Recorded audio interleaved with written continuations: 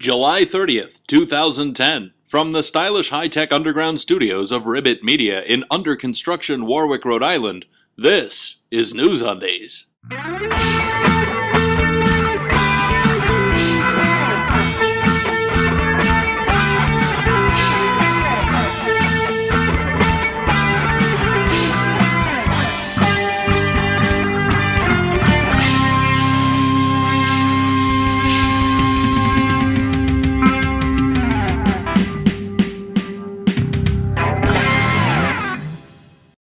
For July 30th, 2010, this is NewsUndies, all the news that shouldn't be news. I'm Paul Torville with these headlines. BP CEO steps down. Random MBA steps in. BP considering name change to fix image. That'll do it. Gulf wellhead busted by dredge. No, another one. Boy Scout stiffed by Obama. Fox News incensed. Chelsea Clinton.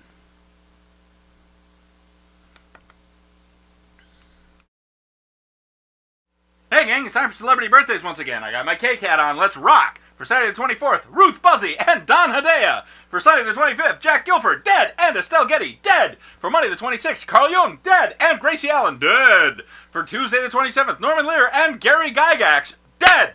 For Wednesday the 28th, Karl Popper, dead, and Earl Tupper, dead.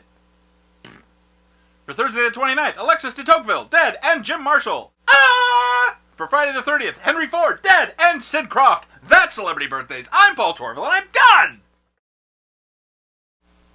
We'll have stories in detail right after this. Got a garbage bag. It's individually wrapped. You just dropped the wrapping for the bag. The wrap of the bag came in. Now you're littering. I get my bag. It's bigger. Maybe my bag can go in your bag. We can clean up everything.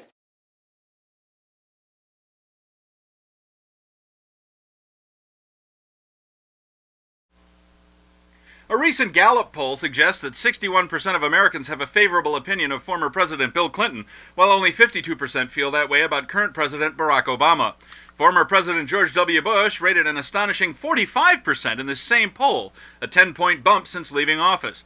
The relevance of Clinton's popularity, or Bush's for that matter, has not been disclosed. However, the poll did reveal that Richard Nixon's popularity has finally exceeded 100%.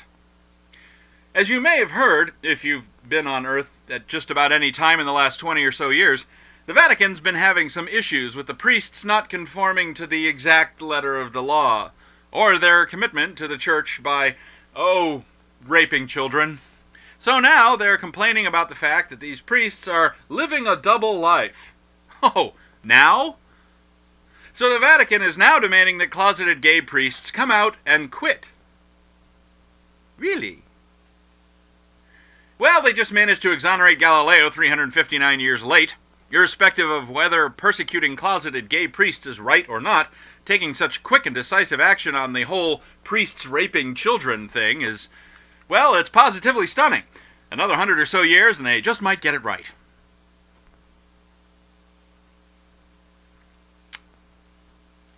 StarCraft II.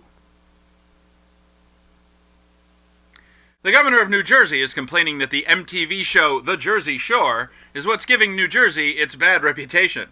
Yeah, the chemical plants and oil refineries have nothing at all to do with it.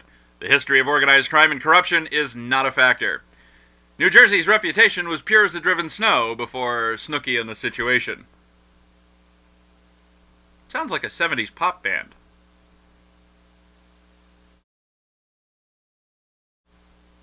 New York Representative Charles Rangel has introduced a bill to require all persons in the United States between the ages of 18 and 42 to perform national service, either as a member of the uniformed services or in civilian service, in furtherance of the national defense and homeland security. H.R. 5741 has been referred to committee, and if past performance is any indication, that's where it'll die. Still, it's a topic that needs consideration. Here are Pig and Sheep with their thoughts. National service for everybody? Are they insane? There's no way this generation's equivalents of Dick Cheney, Newt Gingrich, and Karl Rove can be forced to serve in the military. How can we expect them to lead America into the next unnecessary preemptive war if they know what war is about? Universal national service would be a good idea if it wasn't restricted to national security. If the Peace Corps, AmeriCorps, the National Park Service, Habitat for Humanity, and other similar secular outfits could be included in the program as alternatives, that would be a plus.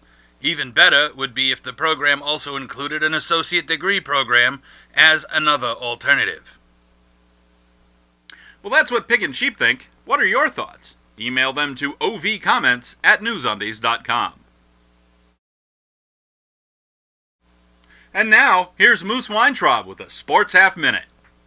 Weintraub Sports Half Minute. It's a whole half minute of sports. 30 seconds of sports.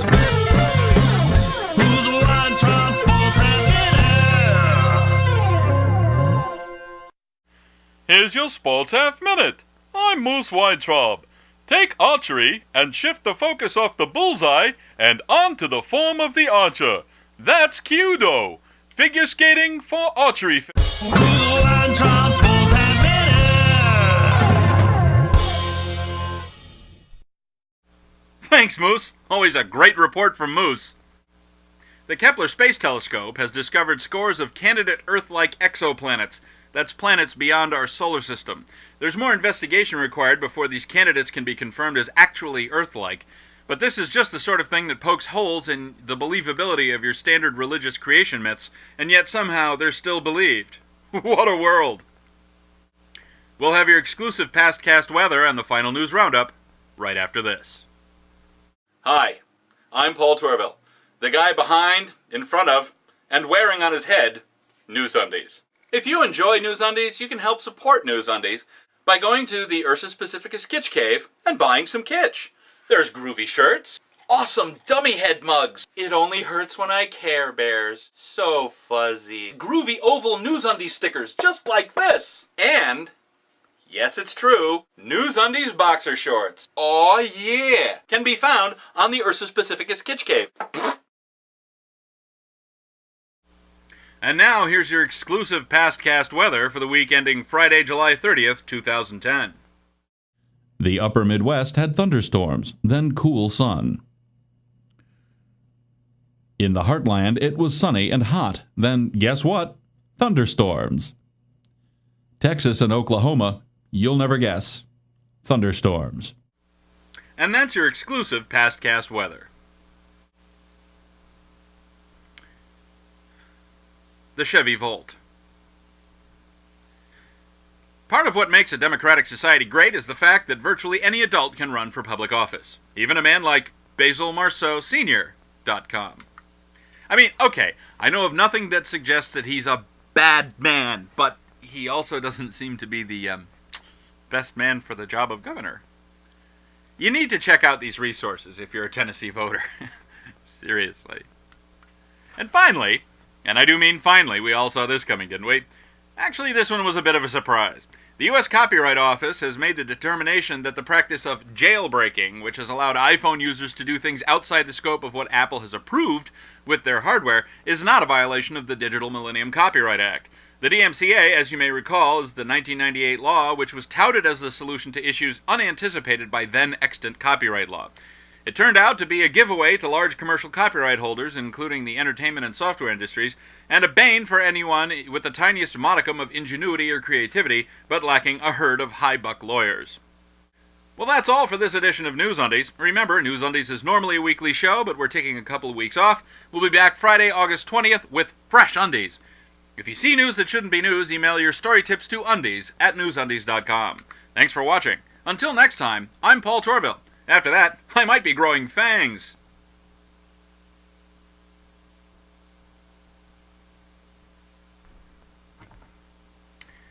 Fangs. Because I'm working third shift. Sometimes referred to as being a vampire. Oh, you don't know why I'm doing this.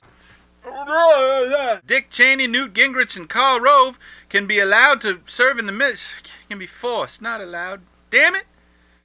Whoa! Oh, good. Sports Half Minute. My favorite. the believability of your garden... Oh, shit. It's the slap chop. That's planets beyond our solar system. They know nothing about what it's about, and I just screwed that up. The 1998 law, which touted as... Oh, Farfignugan.